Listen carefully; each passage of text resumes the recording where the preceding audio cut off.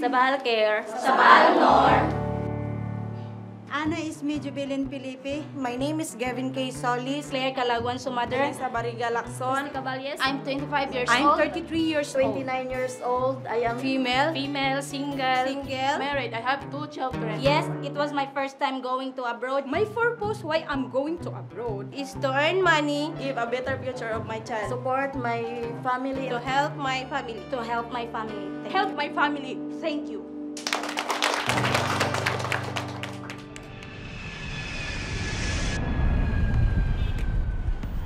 Mahigit 2 milyong Pilipino ang nagtatrabaho abroad.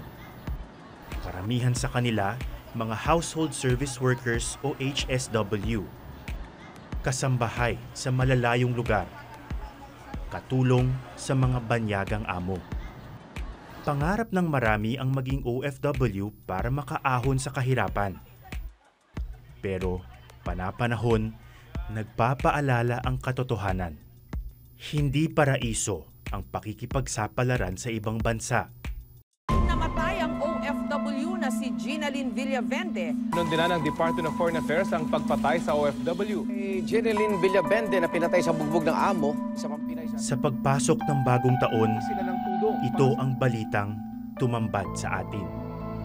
Bago siya mamatay, ilang beses daw nakiusap si Ginaline na makauwi ng Pilipinas dahil sa pagpapahirap sa kanya. Ngunit tila nagbingi-bingihan ang kanyang ahensya. Bago ang kanyang malagim na katapusan, madaling makita si Ginaline sa ganitong eksena. Ito po ang proseso kung paano po maglinis ng kitchen.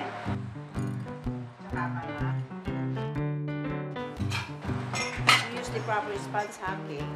Then, pagkatapos masabon ang baso, punas. Sa isang training house sa Parañaque, puspusan ng pag-iensayo ng mga Pinay mula sa iba't ibang bahagi ng bansa para maging domestic worker abroad. Sa pagitan ng paghuhugas ng pinggan, pagluluto at pamamlansya, unti-unting nabubuo ang kanilang mga pangarap. Eto, dito naman tayo sa Arabic. Arabic na naman. Pero kailangan din nilang matutong magsalita ng Arabic. Atisya, Madam Atisya. Madam Atisya, Atisya Neme, sa pag-gising naman sa Arabic. Sige. Ano po yung inaaral niyo ngayon dito? Ang inaaral po namin dito sa pagbibilang para ma-exercise po yung aplikante po. Yung mga malamya po, sir, itinuturuan po namin para maging matigas yung boses. Arabic, English, ang kasama ko po dito ay si Ma'am Nara, siya naman po sa English. Ako po yung sa Arabic. Bakit po sinasabi niyo yung kailangan hindi malamya? Ano ibig sabihin nun? Kailangan po kasi sa ibang bansa yung mabibilis kumilos, salita at saka sa gawa, mabibilis kumilos. Hindi po kasi pwede yung mabagal doon, sir. Ang trabaho po kasi doon, pabilisan. Stricto ka ba na maestra? O minsan, sir, stricto po, pinapagalitan ko po sila, sir. Pero hindi po ako nagmumura. Pero pinagsasabihan ko po sila. Meron po ako nakita, dala-dala niyo yung parang... Hindi, sir. Ano po yun, stick pag sa hindi ka naman Ay, hindi, sir. Hindi po ako sir. Hindi po ako nagmumura sa kanila, sir. Okay, sige. Salamat. Tapos na po, sir. Opo. Gusto pa? Ay, hindi na, sir. Tama na po. Tubong New Bataan si Richelle Canoog, 23 taong gulang at may 2 anak. Ibig sabihin, hindi lang siya. Bagamat sanay siya sa gawaing bahay, marami sa mga gamit dito wala raw sa kanilang probinsya. Kaya medyo nangangapa pa siya.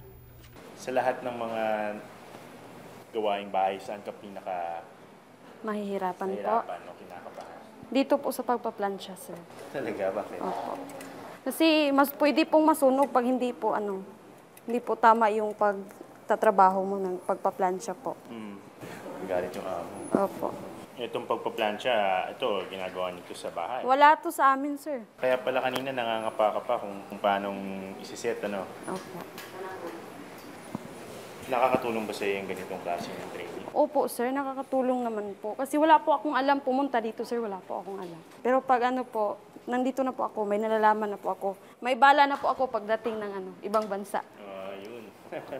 Kung bibigyan mo ng marka sarili mo sa pagpaplansya, out of 10, nasa ilan ka na? 5 pa lang po. Parang kalahati pa lang. Sunod, practice naman sa tamang pag-aayos ng kama. Ito ba, kailangan ba may natutunan ka pa ba ditong bago? Bukod dun sa ginagawa mo naman sa bahay? Opo sir, wala po kasi sa kami ganito sa amin. Ano bang ano niyo sa bahay? Ano? Banig. Banig, oo. Anong tawag dito? Kumot siguro. Kumot. Sa kusina, nasabak naman sa Inglisan si Richelle habang binabalanse ang isang serving tray sa kanyang maliit na kamay. Excuse me, sir. I'm going to set up your table. Kinabahan ako. Good morning, sir. I would like to introduce to you the table. Okay, take two. Excuse me, sir. I'm going to set up. Good morning, sir. I would like to introduce to you the table of appointment. For the flatwares where we have dinner knife, salad knife, soup spoon, dinner fork, and the dessert salad fork and the dessert spoon. For the condiments we have salt and pepper. Excuse me, sir. Can I put the table napkin on your lap? Yes, you may. Excuse me, sir. I'm going to serve your water. Thank you. Excuse me, sir. I'm going to serve your carrot soup. It's delicious. This looks like delicious carrot soup. Excuse me, sir. Yes. Are you done with your soup? Can I bust out your soup bowl? Yes. Excuse me, sir. I'm going to serve your fried tilapia with plain rice. Is this, careful. Kamusta ang experience ng Serve po. pag-serve? Masaya po. Masaya. Opo. Parang kabado ka pa, no? Opo, sir. Kasi isang beses lang po ko naanuan ko po, nadaanan sa TESDA po, training. Ano yung pinakamahirap dun sa ganun? Sa pag-serve? Yung pagbabalansi po ng Pagkain. Pagkain. Opo. Kasi mabigat po siya sa kamay. Pero sa paghuhugas ng mga baso at pinggan, mukhang eksperto na si Rachel. Pero dito po, mas na-train po ako na ganito po ang pagtuhugas ng Yung ganyang galaw. Opo. Ito nga, nakikita ko parang bakit ginagawa yun pa ulit-ulit? Para po matanggal yung amoy ng sabon po. So sa Kuwait mo gustong magtrabaho, tama ba? Sa Kuwait po ako, sir, pero po ako nung nakaraang araw, nalaman ko, sir, na may nangyari po doon.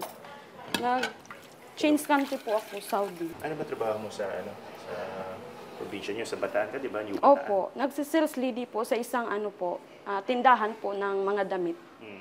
Okay, good afternoon, girls. Good afternoon, ma'am. So kayo ay mag-a-abroad bilang domestic helper sa ibang bansa, tama? Yes, ma'am. Bakit nyo nga ba May isa pang lecture sila Rachel ngayong araw. Pero, kailangan magkaroon Mula din mismo kayo sa ng corporate disiplina secretary sa ng paggamit agency. cellphone. Dito sa agency namin, sinisigurado namin na kayo ay handa bago pumunta sa ibang bansa. So, tinitraining Ang namin paksa, kayo. ang mga karapatan nila bilang katulong, at paano ipagtatanggol ang sarili sa mga malulupit at mapagsamantalang amo. Sa tingin ninyo, bakit namamaltrato ang isang worker? Kasi walang alam. Yan. Aalis ng ibang bansa, hindi naman lang nag-training. Aalis ng ibang bansa, hindi marunong mamlansya, hindi marunong maglaba, ayaw mag-alaga ng bata. So, what do you expect? Okay? So, yung training na ginagawa ninyo, yun ang pinaka-best way natin to avoid maltreatment. Okay? Pero Doon mas maiintindihan ang sitwasyon nila Rachel.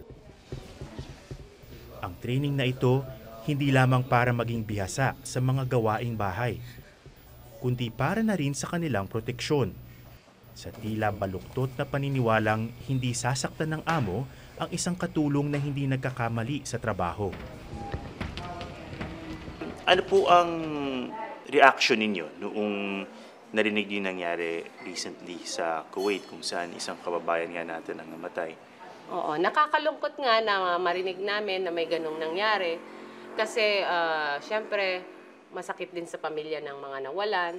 Pero sa isang banda, mas magiging maganda yon or magiging positive kasi mas mapoprotektahan ang mga rights ng mga workers kasi kahit papaano magiging aware yung mga employers na ay mapaparusahan pala yung mga ganitong nagmamaltrato sa mga workers. Ano po ang, kumbaga, feedback na nakukuha nyo mula sa mga kababayan natin na nade-deploy abroad?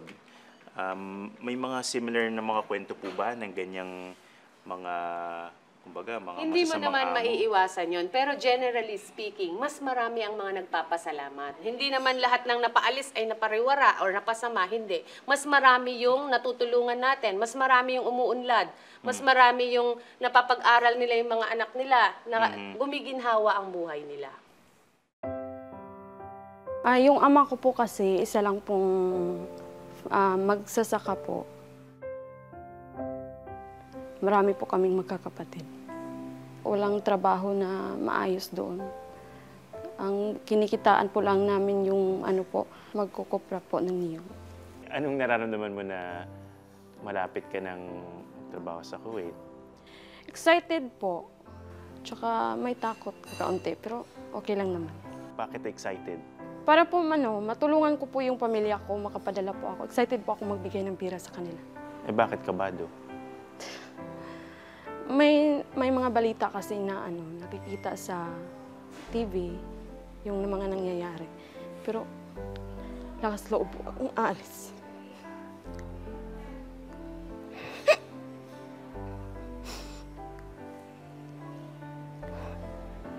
Para po sa future ng mga anak ko.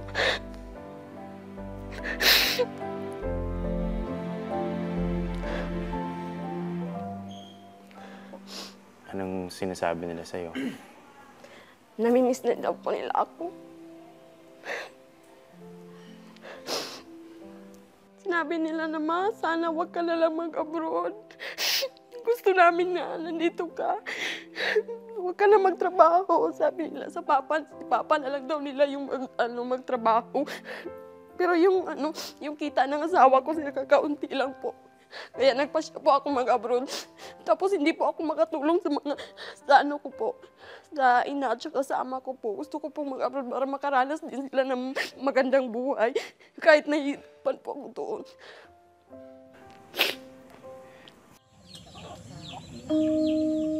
Sa Norala, South Cotabato, ang mga larawan na lamang ni Ginaline ang nagpapaalala sa kanyang pamilya ng mas masasayang mga araw.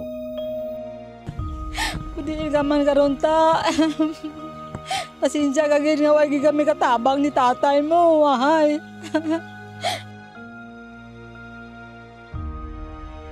Marami ring pangarap si Ginaline. Mga pangarap na kumaladkad sa kanya, patungong kamatayan.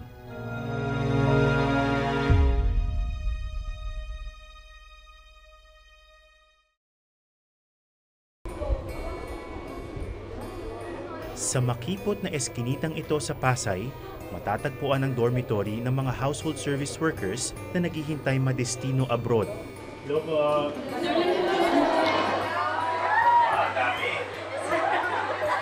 Marami sa kanila galing probinsya. Binibilang ang mga araw bago magsimula ang bagong yugto ng kanilang buhay, malayo sa pamilya. Sa ngayon, magkakasya na lang muna sila sa mga litrato at text mula sa kanilang mga mahal sa buhay. Pero may problema. Dahil sa pagpatay kay Ginaline, ipinatupad muna ng pamahalaan ang isang partial deployment ban sa Kuwait. Marami tuloy ang hindi makaalis ngayon. Tulad ni Catherine na tubong Pangasinan. May visa na raw siya at kontrata, pero hindi pa nabibigyan ng Overseas Employment Certificate o OEC mula sa Philippine Overseas Employment Administration. Parang nalungkot. Hindi naman namin kagustuhan yung nangyari doon sa kababayan natin. Pero sana po, hindi po ginanon. Kasi kagaya po namin, mga kompleto na yung mga papeles, lilipad na lang. Tapos bigla po namin malalaman. Pero syempre, as a first timer, parang na-disappoint po kami. Anong epekto sa iyo noon? Ano na bang... Syempre, parang yung pamilya ko, inaasahan na this month. Gawa ng marami nga po utang yung parents ko. sinasabi nila, paano na yan? Hindi na yata kayo makakaalis. Sabi ko naman, sige lang, kaya natin to. Sabi ko lang, gihintay na lang kung kailan. Partial pa lang naman po, sir. Bakit marami ng utang yung pamilya mo? Sir, may estudyante po kami. Yung nag-aral yung kapatid kong nurse, nagkautang yung parents ko. Tapos ngayon, engineering. Nag-aaral din. Ako po yung breadwinner namin. Tapos may anak na rin po ako. So dahil wala ka pang kinikita ngayon, kailangan mo na huwag ng pera. Kailangan talaga namin makaalis talaga for the family. Ilan po dito yung yung hindi makaalis dahil dun sa partial ban? Ano ba? Taas mo yung kamay? Dami. Dami rin, Mas gusto nyo bang makaalis na? Yes! Hindi pa kayo natatakot na baka...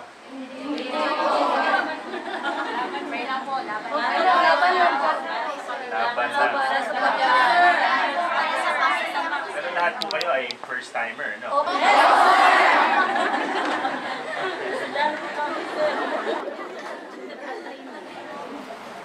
Dito sa kanilang dormitory, makikita mo talaga kung gaano karami pa rin sa mga kababayan natin ang gustong makapagtrabaho abroad. At medyo halo-halong emosyon ng nararamdaman ko dahil sa isang banda gusto mong matupad yung kanilang mga pangarap. Sana makapunta na sila ng Kuwait o kung anong bansa yung kanilang assignment.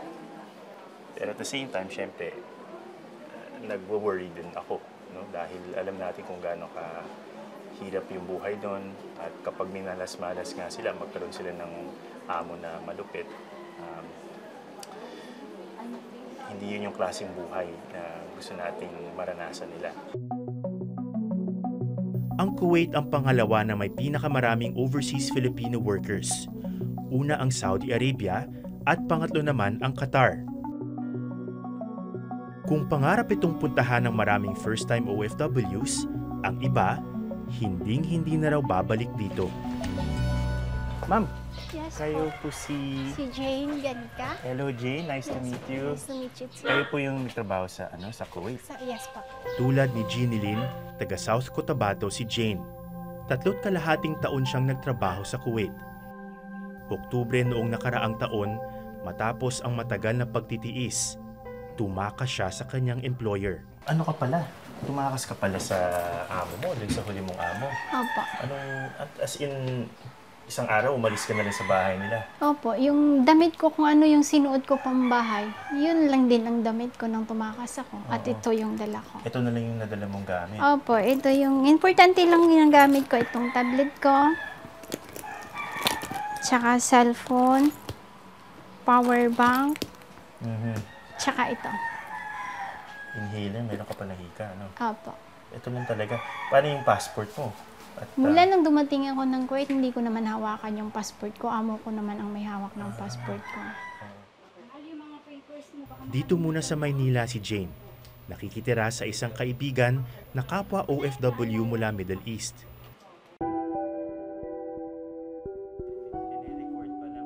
Minumulto pa rin siya ng naranasang pagmamaltrato sa Kuwait sa kamay ng iba't ibang tao. 5 beses daw kasing ibinenta o pinagpasapasahan si Jane ng kanyang mga employer. At ang huli niyang amo, sinubukan raw siyang pagsamantalahan. Yung 3 beses akong pagtangkaan ng amo ko. Kasi sinabi niya na gagawin ko ang lahat. Makuha lang kita kasi I like your face, I like your smile. Gusto kita. Lahat ng gusto ko makukuha ako kasi isa siyang sundalo. Tapos, 3 beses niya din akong nahawakan sa kamay. Nahawakan yung buhok ko. Nagmakaawa lang ako sa kanya na huwag niyang gawin kung ano yung gusto niya. And then, yung last talaga na hinawakan niya na yung 2 kong kamay, doon na talaga ako naglakas loob, natatakas na talaga ako. Doon sa ibang bansa, na lahat nandun pa kung baba mo, pagtitiis mo, nag-alaga ka ng hindi mo makadugo. Na minsan tinatapunan ka ng kung ano-ano, binabato ka ng ano-ano na hindi mo nga kadugo. Bawal mo pang sigawan, bawal mo pagalitan kasi hindi mo kadugo. Trabaho mo yan hindi ito Pinas na pag ayaw mo magtrabaho, uwi ka na sa bahay mo. Ngayong araw, pupunta sa Overseas Workers Welfare Administration sila Jane para kunin ang kanyang unpaid salary at ilang benepisyo bilang bumabalik na manggagawa. Ang perang ito gagamitin para makauwi ng probinsya para makapiling ang kanyang anak. Pero hindi raw siya magtatagal doon. Sa kabila ng mga pinagdaanan, gusto pa rin ni Jane na makapagtrabaho sa ibang bansa. Kasi pag ang taong may pangarap, gaano man kahirap ng buhay, susuungin at susuungin pa din para matupad yung mga pangarap mo para sa anak mo. Kasi ayaw ko din sa bandang huli na mawawala yung pangarap ng anak ko dahil lang sa akin na hindi ako nagsikap. Hindi matupad yung pangarap ng anak ko nang dahil lang hindi ako nagsumikap na magtrabaho. Ayaw ko na magiging hadlang yun para hindi siya makapagtapos sa pag-aaral. Mapalad pa si Jane. Mabibigyan siya ng pagkakataong makipagsapalaran muli na huminga ng malalim at muling paikutin ang ruleta ng kapalaran. Dahil ilan na ba sa ating mga kababayan ang umuwing bangkay? Pero nito lang Mayo, isa pang domestic worker ang namatay at hinihinala pang ginahasa umano ng kanyang amo. Mayo noong nakaraang taon, pinatay at hinihinala pang ginahasa ng kanyang employer sa Kuwait ang domestic worker na si Constancia Dayag. Tadtad ng pasa ang katawan ni Dayag at pinasakan pa ng pipino sa ari. Sa Kuwait, natagpuan ang labi ng isang Pilipina sa loob ng freezer. At sino ang makalilimot sa kaso ni Joanna Demafelis na natagpuan sa freezer ng kanyang among Lebanese sa bansa pa rin ng Kuwait? Mahigit 1 taon bago natagpuan ang bangkay ni Demafelis noong Pebrero 2018. Puno ito ng mga marka ng pananakit at pagpapahirap. Ngayong 2020, heto na naman ang pinakahuli sa malagim na parada ng mga OFW na inuuwi sa loob ng kahon.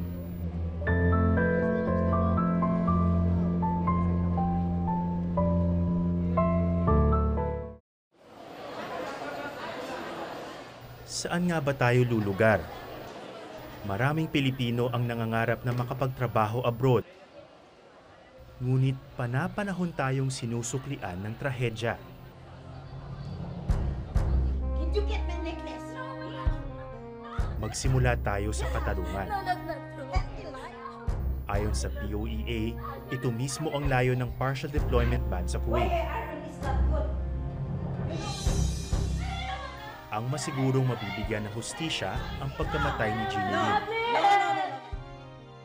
At itulak ang gobyerno ng Kuwait na gumawa ng mga konkretong hakbang para sa proteksyon ng mga Pilipino doon. Tingin niyo, admin, mga gano'ng katagal magtatagal itong partial deployment ban? May mga conditions para ma-lift yung partial deployment ban. Isa sa condition ay yun nga mabigyan ng hustisya yung ating kababayang si Jeanine, no? Kinakailangan makita talaga yung sinseridad ng gobyernong Kuwait na bigyan ng hustisya yung kababayan natin. Ano po yung dapat gawin ng mga kababayan natin? Halimbawa, nagpunta sila doon, malasin sila, meron silang makuhang malupit na employer. Kung sila ay sinasaktan, ano yung kanilang pwedeng gawin?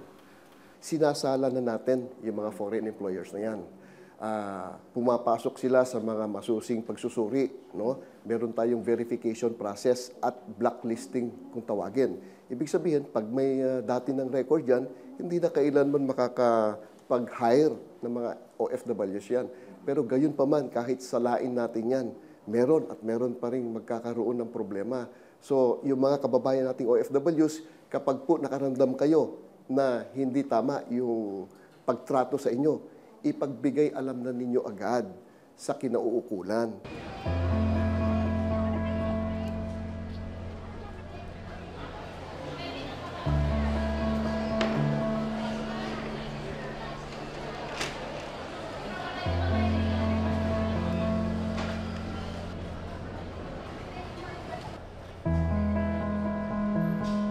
Pero kung may magagandang trabaho lamang sa ating bansa, mas malaki pa ang pakinabang sa husay at galing ng mga kababayan nating ito. Are we looking forward to a day na hindi na natin kailangan magpadala ng mga OFWs sa ibang bansa para hindi sila at risk doon, hindi nila iniiwan yung kanilang pamilya, at meron silang opportunities dito sa Pilipinas. Yan po ang ideal situation. Yan po ang nais natin. No? Sana makapag-generate tayo ng mga magagandang trabaho dito sa ating bansa so that yung job opportunities para sa mga kababayan natin ay nandiyan na at hindi na sila hahawak o kakapit sa patalim. Noong Miyerkules, inuwi na ang mga labi ni Jeneline sa Pilipinas.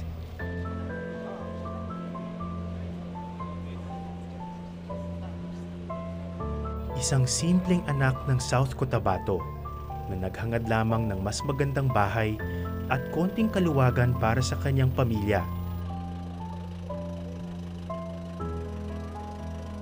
Hindi ganito ang inaasahang reunion ng kanyang angkan. Pero sa bawat Jeneline na dumarating, lalo pang dumarami ang umaalis. Sabik, di mapigil ang ngiti. Puno ng pag-asa. Sila ang ating mga bayani. Marahil, isang araw, hindi na kailangan makipagsapalaran sa ibang bansa para lamang mabuhay. Pero hindi pa dumarating ang araw na iyon.